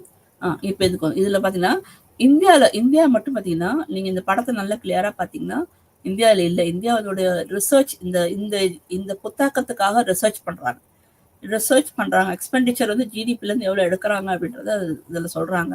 உலக ரீதியாக பார்க்கும்போது Israel, South Korea, Sweden, Japan, Austria, Germany, Denmark, USA, idli, இவங்க தான் டாப் மோஸ்ட் இதில் இருக்காங்க. இப்போ லேட்டஸ்ட் டேட்டாவில் 2018 டேட்டா உங்களுக்கு கொடுத்துருக்கேன். மேபி இது ஷஃபலாக இருக்கும் லேட்டஸ்ட் டேட்டாவில். பட் இந்த கண்ட்ரிஸ் தான் வந்து இந்த R&D ரிசர்ச் அண்ட் டெவலப்மெண்ட் ஆராய்ச்சி பண்ணுறாங்களே, இந்த புத்தாக்கத்தில் இருக்கக்கூடியது ரிசர்ச் கண்டிப்பாக தேவை. நிறைய பேர் வந்து சயின்டிஸ்டாக போகிறது, நம்ம இந்தியன்ஸ் நிறைய பேர் சயின்டிஸ்டாக போகிறாங்க. இஸ்ரோ சயின்டிஸ்டாக போயிருக்காங்க நம்ம பசங்களே. அங்கே இஸ்ரோலேருந்து நம்ம தான் ஃபர்ஸ்ட் வந்து விண்வெளிக்கு அனுப்பிச்சிருக்கோம். ஸோ இந்த நிறைய விஷயங்கள் நம்ம செய்யறோம். அப்போ இதெல்லாம் ரிசர்ச் அண்ட் டெவலப்மெண்ட்ல தான் கொண்டு வரோம். ஸோ இந்தியாவும் செய்கிறது, பட் இன்னும் முயற்சி எடுக்க வேணுமானா இதுதான் டாப் மோஸ்ட் கண்ட்ரிஸ். அதாவது Israel, South Korea, Sweden, Japan, Austria, Germany, Denmark, USA, Italy, இவங்க தான் சிறப்பாக இருக்கு. இதில் நீங்கள் பார்த்தீங்கன்னா இந்தியா கீழே இருக்கு. ஒரு எல்லோ கலர் ரவுண்ட் பால்ஸ் மாதிரி இருக்கும். ஸோ இந்தியா கீழே இருக்கு. இந்தோனேஷியாலாம் அதுவும் கீழே, சவுதி அரேபியா, இந்தோனேஷியா, மெக்சிகோலாம் இன்னும் கீழே தான் இருக்கு. ஸோ நம்ம ரொம்ப கீழே இருக்கும். மேல் இருக்கலாம் பெரிய பெரிய country, south Korea, Sweden, Japan, இவங்கெல்லாம் மேலே இருக்காங்க. ஸோ நீங்கள் அது பார்த்தீங்கன்னா யார் ப்ளூவில் இருக்கிறதெல்லாம் நார்த் அமெரிக்கா. அந்த ஒரு மாதிரி ஆஷ் கலர்ல இருக்கிறதெல்லாம் சவுத் அமெரிக்கா, பிரேசில், அர்ஜென்டினா 2 தான் இருக்கு அதுல. ப்ளூல பார்த்தீங்கன்னா United states, Canada, United states, Canada இருக்கு. இந்த பக்கம் கீழே வந்து மெக்சிகோ இருக்கு. அதே மாதிரி பார்த்தீங்கன்னா யூரோப் கண்ட்ரிஸ், ஆரஞ்சு கலர் இருக்கிறதெல்லாம் யூரோப் கண்ட்ரிஸ். யூரோப் கண்ட்ரிஸ் நிறைய பேர் பார்த்தீங்கன்னா டெவலப் ஆகி வந்துட்டு இருக்காங்க. அது Middle East and African countries. Green colour இருக்கெல்லாம் மிடில் ஈஸ்ட், அங்கே இருக்கல கத்தார், இஸ்ரேல்லாம் கிரீன்ல, ஈரான், சவுத் ஆப்பிரிக்கா இவங்கெல்லாம் அங்கே உள்ளவங்க, அரேபியா இதெல்லாம் அங்கே. ஏஷியா பசிபிக் இருக்கு, எல்லோரு இருக்கிறதுலாம் நீங்க அதை பார்த்தாலே தெரியும். ஸோ நம்ம இந்தியா, சைனா இவங்கெல்லாம் என்ன பண்ணுறாங்க, ஏஷியா பசிபிக்ல அந்த இதில் உள்ளடங்கி வராங்க. ஃபார் எக்ஸாம்பிள் பார்த்தீங்கன்னா சவுத் கொரியா, ஜப்பான், தாய்வான், ஆஸ்திரேலியாலாம் இருக்கு. அடுத்து ரஷ்யா. ரஷ்யா வந்து தனியாக அது மட்டும் காட்டுறாங்க. ஸோ இதெல்லாம் டிஃப்ரெண்ட் கண்ட்ரிஸ் எப்படி இருக்கு, இது எப்படி வந்து இந்த ரிசர்ச் அண்ட் டெவலப்மெண்ட்டுக்கு தன்னோட ஜிடிபி இல்லை, அதாவது மொத்த ஜிடிபி என்பது மொத்த உள்நாட்டு உற்பத்தி. மொத்த உள்நாட்டு உற்பத்தியில ஆராய்ச்சி மற்றும் வளர்ச்சிக்காக எவ்வளவு சதவீதத்தை ஒதுக்கிட்டுள்ளார்கள் அப்படின்னு பார்க்கும்போது இந்த ஸ்டாட்டிஸ்டிக்ஸ் டேட்டா நம்ம கிடைச்சிருக்கு. ஸோ வி ஆர் இந்த வெரி ரொம்ப மீகரா தான் இருக்கும், ரொம்ப கம்மியாக தான் நம்ம இருக்கோம். இது பார்த்தீங்கன்னா ரிசர்ச் அண்ட் டெவலப்மெண்ட் ஸ்பெண்டிங் எவ்வளோ ஸ்பெண்ட் பண்ணிருக்கோம்னு சொல்லி போட்டிருக்காங்க. ஸோ 2017 வந்து ஸ்டேட் என்டர்பிரைஸ், எஜுகேஷன் இன்ஸ்டிடியூஷன், என்ஜிஓஸ்லாம் சேர்ந்து 20% பண்றாங்க. ப்ரைவேட் வந்து 80% பண்ணியிருக்கு. 2018 பார்த்தீங்கன்னா 22% தான் இவங்கெல்லாம் பண்ணியிருக்காங்க, என்ஜிஓஸ் மற்றவங்கலாம். ப்ரைவேட் வந்து 78% இருக்கு. இங்கே பார்த்தீங்கன்னா 2020 வந்து 17% குறைஞ்சிட்டே போகுது. ஆக்சுவலாக பார்த்தீங்கன்னா இது கூட்டிகிட்டே போகுது. இது state educational institutes and NGO, state and state enterprise வந்து கூட்டிகிட்டே போகுது. 2022 ஆச்சு, 20 வந்து 29 ஆச்சு, 29 இப்போ குறையுது, அப்புறம் கூடிச்சு திருப்பி. கண்டிப்பாக 2027 கண்டிப்பாக வந்து என்ன வரும்னா 30% வந்துடும் அது அப்படின்னு ஒரு எஸ்டிமேஷன் கொடுத்துருக்காங்க. எதுனா இது வந்து 2019 கொடுக்கப்பட்ட ஒரு எஸ்டிமேஷன். இதுதான் வந்து நம்ம பார்க்கணும். ஸோ இந்த மாதிரி வந்து ரிசர்ச்காக, அதாவது புத்தாக்கத்தை ரிசர்ச் மூலமா, ரிசர்ச் அண்ட் டெவலப்மெண்ட் என்ன அப்படின்னா, எதுக்காக ரிசர்ச் பண்றோம், நம்ம எதுக்கு ரிசர்ச் பண்றோம்? இப்போ லேப்ல போய் உட்காந்து பண்ண போறோம். நான் உட்காந்து ஒரு விஷயத்தை ஸ்டடி பண்றேன், எதுக்காக பண்றேன்? என் பிகிசிக்காக பண்ணக்கூடாது, என்னோட ப்ராஜெக்டுக்காக பண்ணக்கூடாது, என்னோட அசைன்மெண்ட்காக பண்ணக்கூடாது. இதை நான் பண்ணி நான் அதுல இருந்து டெவலப் பண்ணி ஏதாவது கண்டுபிடிக்கணும். Something you should find out from this. புதுசாக நீங்க கண்டுபிடிச்சு அதுக்கு நீங்க பேட்டன்ட் ரைட் வாங்குற மாதிரி என்ன பண்ணுவோம், உங்களை நீங்க மாற்றி அமைக்க வேண்டும். அதுப்போ அப்போ ரிசர்ச் டெவலப்மெண்ட் இருந்தாலே புத்தாக்கம் வர ஆரம்பிக்கும். புத்தாக்கம் இருந்தாலே என்ன பண்ணுவோம், டெக்னாலஜி வந்து அடாப்ட் பண்ண ஆரம்பிச்சிருவோம். டெக்னாலஜி இருக்கும்போது கண்டிப்பாக நம்ம என்ன பண்ணுவோம், நிறைய நம்மளுக்கு டெவலப்மெண்ட் இருக்கும். டெவலப்மெண்ட் இருக்கும்போது இந்த டெவலப்மெண்ட் இருக்கும்போது நம்ம என்ன பார்க்கணும்னா, சஸ்டைனபிள் டெவலப்மெண்ட் இருக்குமான்னு பார்க்கணும். இப்போ இருக்கு அப்போ இல்லைன்னு சொல்லக்கூடாது. ஸோ அந்த மாதிரி நம்ம என்ன பண்ணணும், சஸ்டைன் டெவலப்மெண்ட் இருக்கான்னு பார்க்கணும். அதே சமயத்தில் கிரீன் க்ரோத் இருக்கலாம், அதாவது பசுமையையும் நம்ம பார்க்க வேண்டும், இயற்கையும் நம்ம வந்து பாதிக்காத ஒன்றும் நம்ம கொண்டு போகணும். இதுதான் இந்த பாடத்தை நீங்க படிக்க. ஸோ பசுமையை, கிளைமேட் சேஞ்சை நம்ம பார்க்க வேண்டியது இருக்கு. டெவலப்மெண்ட்டும் வேணும், புத்தாக்கமும் வேணும், எல்லாமே வேணும். ஆனால் அதே சமயத்தில் ஒரு விஷயம் நல்லா புரிஞ்சுக்கோ, ஒரு விஷயத்த நம்ம பண்ணோம்னா இன்னொரு விஷயத்தை நம்ம காம்ப்ரமைஸ் பண்ணி, இது பண்ணனாலும் நான் பண்ண முடியல, இப்போ இங்கே இக்னோ கிளாஸ் வந்ததுனால நான் அங்கே போக முடியல, நான் ஒரு முக்கியமான ஃபங்க்ஷனை பார்க்க முடியல. So we have to sacrifice ஒரு விஷயத்துக்காக இன்னொரு விஷயத்துக்கு. ஆனால் அதே சமயத்தில் எப்படி பேலன்ஸ் பண்ணி கொண்டு போகிறோம், இது போகிறதுனால இது பாதிக்காத வண்ணம் நாம் எப்படி கொண்டு போக போகிறோம் அப்படின்றத பார்க்கணும். ஸோ இப்போ வந்து பார்த்தீங்கன்னா கண்டிப்பாக வந்து 30% இருக்குன்னு போட்டிருக்காங்க. சரியா? அதே மாதிரி பார்த்தீங்கன்னா 1% ஆஃப் ஜிடிபி வந்து இவ்வளோ வந்து ஸ்பெண்டிங்கில் அவங்க வந்து எடுத்திருக்காங்க. இது ஆக்சுவலாக வந்து யார் கொடுத்துருக்கலாம், இது ஆக்சுவலாக வந்து office of national higher education science research. இது ஆக்சுவலாக பேங்காக்கோட டேட்டா. இந்த மாதிரி ஒவ்வொரு டேட்டாவும் இருக்கு. இது வேர்ல்டு ரீதியாக கொடுத்துருக்காங்க. இதுலேயும் நீங்கள் பார்க்கலாம், இந்தியா கீழே இருக்குது. ஸோ ஏஷியன் கண்ட்ரிஸ் வந்து சைனா நல்ல பெரிய லெவலில் இருக்குது. அது ரிசர்ச் பார்த்தீங்கன்னா சைனா நல்லா பெருசாக இருக்குது. சைனாக்கு ஈக்குவலாக யூஎஸ்ஏ, நான் லாஸ்ட் கிளாஸே உங்களுக்கு சொன்னேன், சைனா இப்போ அமெரிக்காவுக்கு ஈக்குவலாக போயிட்டுருக்கு. நீங்கள் இந்த படத்துலேயே பார்த்தாலே உங்களுக்கு தெரியும், யூஎஸ்ஏ பெருசாக இருக்கா, அதுக்கு ஈக்குவலாக சைனா வந்திருக்கா. ஸோ கண்ட்ரி நம்பர் 1 வந்து இப்போ எந்த கண்ட்ரி ரிசர்ச் அண்ட் டெவலப்மெண்ட்டுக்கு அதிகமாக முக்கியத்துவம் கொடுக்குறானோ அந்த கண்ட்ரி நல்லா டெவலப் ஆயிடும், நல்லா நல்ல ஒரு ஜிடிபி கொடுக்கும். இப்போ United States of America, USA இருக்கு, அதுக்கப்புறம் சைனா இருக்கு, செகண்ட்ல ஜப்பான் இருக்கு, அதுக்கப்புறம் இந்தியா வருது. இதில் பார்த்தா உங்களுக்கு கரெக்டாக தெரியும். ஆனால் சவுத் கொரியா வந்துட்டு இருக்கு, சவுத் கொரியா ரிசர்ச் பண்ணிட்டு இருக்காங்க. ஸோ அவங்க எப்படின்னா இந்தியா கண்ட்ரில கம்மியாக தான் இருக்க மாதிரி தெரியுது. பட் ஆனால் வந்து இட் இஸ் லைக்லி டு மாறுறதுக்கு வாய்ப்பு இருக்கு எதிர்காலங்களில். இது வந்து 2020 வேர்ல்டோட ரிசர்ச் டெவலப்மெண்ட். ஸோ இந்தியா வந்து ஓரளவுக்கு முன்னுரிமை கொடுத்து வந்துட்டு இருக்காங்க. ஸோ ஈக்குவலாக வராங்க. சவுத் கொரியா ஒரு காலத்தில் அவங்களுக்கு முன்னாடி டேட்டில் சொன்னேன் இல்லையா, எந்த டேட்டில் சொன்னேன், இந்த டேட்டில் சொன்னேன் உங்களுக்கு. இஸ்ரேல் சவுத் கொரியா தான் அதிகமாக. Israel South Korea Sweden Japan இருந்துச்சு, ஜெர்மனி டென்மார்க் இருந்துச்சு. ஆனால் இந்த படத்தை நீங்கள் பார்க்கும்போது 2020 யார் அதிகமாக இருக்கான்னா அமெரிக்கா, அதுக்கப்புறம் சைனா, அதுக்கப்புறம் ஜப்பான், இந்தியா, ஜெர்மனி.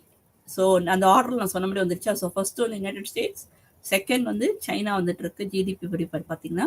மூணாவதுல பார்த்தீங்கன்னா ஜப்பான் இருக்கு. நாலாவது ஆக்சுவலாக ஜெர்மனி தான் 4வது இடத்துல இருந்துச்சு, அப்புறம் தான் இந்தியா. ஸோ இந்த மாதிரி வந்து ஆனால் இப்போ என்ன சொல்கிறாங்கன்னா ஜெர்மனியை தூக்கிடுவோம், இந்தியா வந்து 4வது இடத்துக்கு வந்துடும், ஜெர்மனி வந்து 5வது இடத்துக்கு போயிருந்ததை சொல்லிட்டு இருக்காங்க.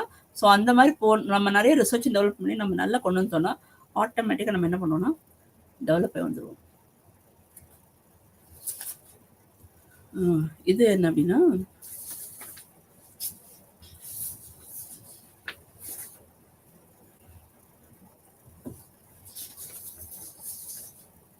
ஓகே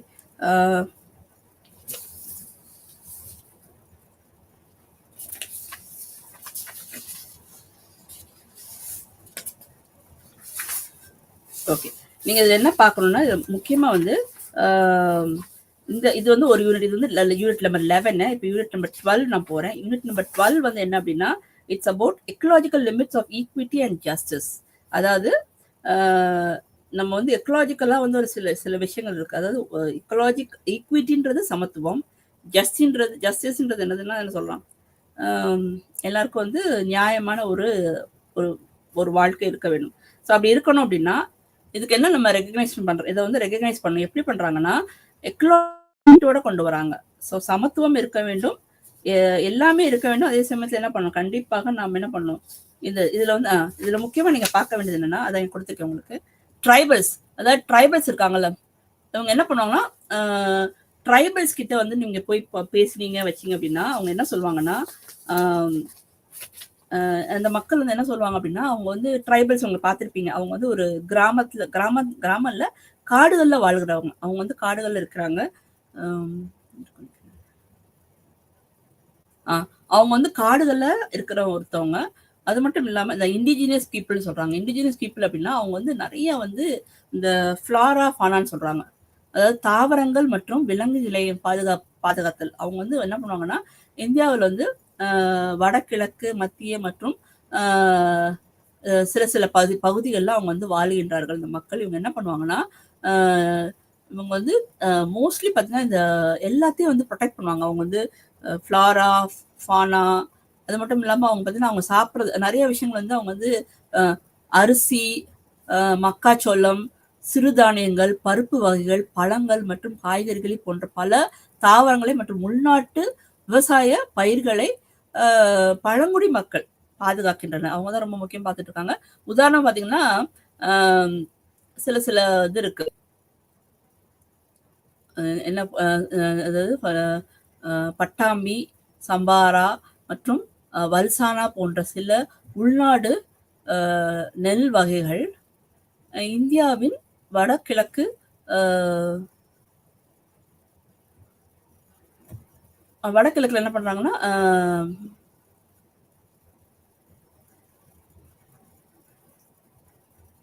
இந்த மாதிரி சில வகைகள்லாம் இருக்குல்ல, இந்த வகைகள்லாம் அவங்க வந்து பராமரித்து வருகிறார், பாதுகாத்து வருகிறார். ஸோ இந்த யார் இவங்கெல்லாம்னா பழங்குடி மக்கள் பாதுகாக்கின்றன. எதை பாதுகாக்கிறோன்னா அந்த இயற்கைகள், மீன்கள், செடிகள், மரங்கள், தாவரங்கள், விலங்குகள், ஈவன் அனிமல்ஸ் எல்லாம் வாழ்கிறாங்க. அவங்க வந்து விலங்குகளோடலாம் வாழ்ந்துட்டு இருக்காங்க.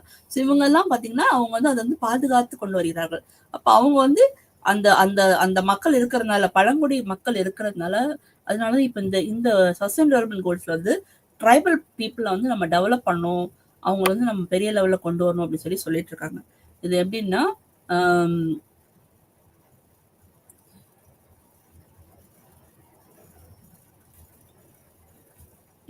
ஓகே. ஸோ இதுதான் sustain development. So convention on biological diversity, அதாவது இவங்கெல்லாம் வந்து ட்ரைபல்ஸில் வாழ்கிற மக்கள், இவங்க வந்து பாதுகாக்கிறாங்க. இது என்னென்ன இருக்கு, சோளம், அப்புறம் வந்து இயற்கையாக கிடைக்கக்கூடிய மூலிகைகள், ஈவன் மருந்து, மெடிக்கல் ஃபெசிலிட்டிஸ் இருக்கு இல்லையா, மருந்துகள், இந்த மாதிரி பல வகையான வகைகளை என்ன பண்றாங்கன்னா அவங்க பாதுகாக்கிறாங்க. குறிப்பா பாத்தீங்கன்னா அவங்க வந்து அவங்க வந்து அதை கரெக்டா டிஸ்ட்ரிபியூட் பண்ணுவாங்க. அதாவது அவங்க ஃபேர், அவங்களுக்கு நல்ல ஒரு விலைக்கு அதை எடுத்து நல்ல விலை, அதாவது ஃபேர் பிரைஸ் சொல்லுவாங்க. அதாவது எல்லாருக்கும் அது வந்து ஏற்றுக்கொள்ளக்கூடிய விதமான ஒரு விலை நிர்ணயித்து அதை எல்லாருக்கும் அதை அதை பகிர்ந்து கொடுப்பார்கள். லாபகரமாகவும் இருக்கும். அதே சமயத்துல அவங்களோட டெசிஷன் மேக்கிங் எல்லாம் பாத்தீங்கன்னா ரொம்பவும் அவங்க அவங்க அவங்களே டிசைட் பண்ணி அவங்களே டிஸ்ட்ரிபியூஷன் பண்ணுவாங்க. அவங்களே தீர்மானிப்பாங்க அது எப்படி அறுவடை செய்வது, எப்படி அதை வந்து கொண்டு போய் அங்காடியில் பண்றது எல்லாமே அவங்களே பண்ணுவாங்க. ஸோ அவங்களே ஒரு டெமோக்ராட்டிக் பார்ட்டிசிபேஷன் அவங்களுக்குள்ள இருக்கும். அவங்களுக்குள்ள ஒரு நல்ல ஒரு கோஆப்ரேஷன் இருக்கும், ஒரு ஒரு ஒருங்கிணைப்பு இருக்கும். அப்புறம் கேப்பபிலிட்டிஸ் அதிகமா வந்து அதை வந்து எப்படி சிறப்பாக கொண்டு போகலாம்.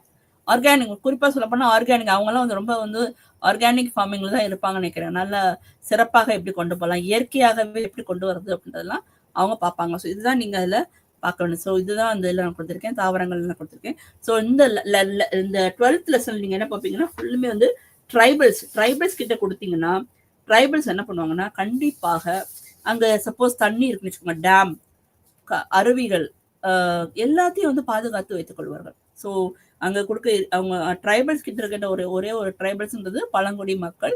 இவங்க கிட்ட இருக்க ஒரே ஒரு நல்ல விஷயம் என்னன்னா அவங்க வந்து பழைய காலத்து, தொன்மை காலத்து இல்ல கிடைக்கக்கூடியாத சில விஷயங்கள்லாம் பாதுகாத்து வைத்திருக்கிறார்கள். அங்க போனா நல்ல நல்ல விஷயங்கள், நம்ம இந்த தானியங்கள்ல, பருப்பு வகைகள்ல, அரிசி வகைகள்ல என்னென்ன இருக்கோ எல்லாமே இந்த மாதிரி சில இடங்கள்லாம் இருக்கு நம்ம நாட்டுல. இந்த நெல் வகைகள் என்னென்னலாம் இருக்குன்றதான் உங்களுக்கு இப்ப காட்டிட்டு இருந்தேன். ஸோ இந்த மாதிரி சில வகைகள்லாம் என்ன பண்ணுவாங்கன்னா அவங்க வந்து பாதுகாத்து வைத்துக் கொள்கிறார். அவங்க வந்து இன்னும் பண்ணிட்டு இருக்காங்க. ஸோ நம்மளுக்கு நல்ல தானியங்கள் கிடைக்கும், அரிசிகள் கிடைக்கும், தாவரங்கள் கிடைக்கும், விலங்கினங்கள் கிடைக்கும். அப்புறம் காடுகளை அழிக்க மாட்டார், காடுகளை பாதுகாத்துக் கொள்வார்கள்.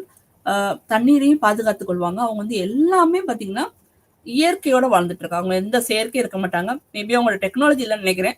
பட் ஆனா அவங்க டெவலப் பண்றதா இந்த சஸ்டைனபிள் டெவலப்மெண்ட் கோல்ஸ்ல முக்கியமா நம்ம கொண்டு வந்திருக்காங்க. என்ன சொல்லியிருக்காங்கன்னா கண்டிப்பாக சஸ்டைனபிள் டெவலப்மெண்ட் கோல்ஸ்ல ட்ரைபல் பீப்புளுக்காக நம்ம பண்ணணும் அப்படின்றத அந்த படத்தை அவங்க சொல்லியிருக்கேன். ஸோ ட்ரைபல் பீப்புள்ஸ் வந்து நம்ம கொண்டு வந்துட்டோம்னா அவங்களோட டெவலப்மெண்ட் நம்ம இம்ப்ரூவ் பண்ணணும்னாலே ஆட்டோமேட்டிக்கா என்ன ஆகும்னா சஸ்டைனபிள் டெவலப்மெண்ட் இருக்கும். இவங்க கண்டிப்பா இவங்க எல்லாம் இருக்கிற வரைக்கும் நம்ம என்ன பண்ணுவாங்க, கண்டிப்பா நம்மள என்ன பண்ண மாட்டாங்க, அழிக்க விட மாட்டாங்க. ஸோ எவ்வளோக்குள்ள ட்ரைபல்ஸ் இருக்காங்க, அதுக்காக ட்ரைபல்ஸ் இருக்குன்னு என்கரேஜ் பண்ண சொல்ல, பட் ட்ரைபல்ஸ் இருக்கிறவங்கள வந்து பாதுகாத்து கொள்ள வேண்டும். அவங்களுக்கு சில முன்னுரிமை கொடுத்து அவங்கள நம்ம ப்ரொடெக்ட் பண்ண வேண்டியது இருக்கு.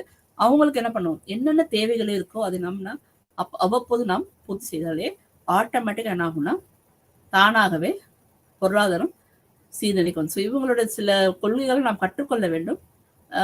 எப்படி வந்து பாதுகாக்கிறது, எப்படி அதை சிறப்பாக கொண்டு போவது, எப்படி ஒருங்கிணைத்து செய்வது, தீர்மானம் எல்லாம் ஒன்றா சேர்ந்து எப்படி டிசைட் பண்ண, அவங்களுக்குள்ள ஒரு ஒற்றுமை இருக்கும்.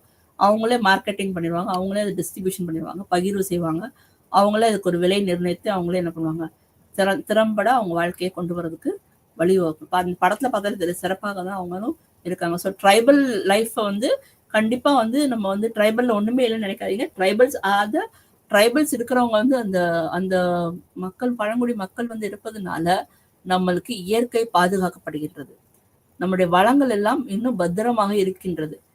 கண்டிப்பாக வீணாகாது. கண்டிப்பா அதை மறுசுழற்சி பண்ணுவதற்கும் அவங்களுக்கு தெரிஞ்சிருக்கும், அவங்க செய்வாங்க. ஸோ அவங்க இயற்கையோட இணைந்து வாழக்கூடிய மக்கள்னால கண்டிப்பாக மலைப்பகுதிகளில் இருந்து அந்த மலையை பாதுகாப்பாங்க, காடுகளை பாதுகாப்பாங்க.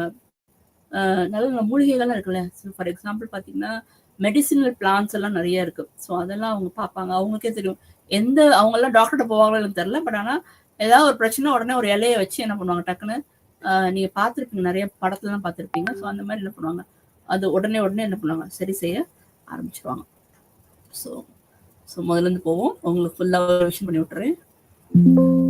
அதாவது இது நம்ம பார்க்க வந்து புத்தாக்க கொள்கை மற்றும் நிலையான வளர்ச்சி பத்தி இன்னைக்கு பார்த்தோம். இதுல என்ன பார்த்தோம்னா ஜோசப் ஷும்பீட்டர் என்பவர் என்ன சொல்லியிருக்காருன்னா புத்தாக்கத்தை பத்தி அஞ்சு விதமா சொல்லியிருக்காரு. அது என்ன அப்படின்னா புதிய பண்டங்கள், புதிய தொழில்நுட்ப முறைகள், புதிய பொருளாதார வளர்ச்சி, புதிய அங்காடியல், இதை வந்து 4ஆ பிரிச்சு சொல்றாரு. இப்படி இருந்துச்சுனாலே இதை வந்து நம்ம புத்தாக்கத்துல கொண்டு வந்தோம்னா டெவலப்மெண்ட் இருக்கும், டெக்னாலஜி இருக்கும் அப்படின்னு சொல்லி சொல்றாங்க. இதுல 3 தூண்கள் சொன்னேன். இந்த 3 தூண்கள் வந்து என்னது, என்வாயர்மெண்ட், எக்கனாமிக்ஸ் அண்ட் சோஷியல் அப்படின்னு 3 தூணாக இருந்தது. இது என்ன பண்ணுது அப்படின்னா சஸ்டைன் டெவலப்மெண்ட் கோல்ஸ்ல வந்து வறுமை ஒழிப்பதற்காகவும் குட் ஹெல்த், அதாவது அனைவருக்கும் தரமான நல்ல ஆரோக்கியமும் மற்றும் நல்வாழ்வை ஊக்குவித்தல் இருக்கு. அனைவருக்கும் தரமான கல்வி இருக்கின்றது. ஸோ இதெல்லாம் இருந்தாலே ஆட்டோமேட்டிக்காக என்னாங்கன்னா சமத்துவம் இருக்கு, பொருளாதார வளர்ச்சி இருக்கு, எல்லாமே நம்மளுக்கு பொருளாதாரத்தில் நல்ல ஒரு நீடித்த பொருளாதாரம் கிடைக்கும். சஸ்டைன் டெவலப்மெண்ட் நம்மளுக்கு உறுதியாக இருக்கும். தேங்க்யூ.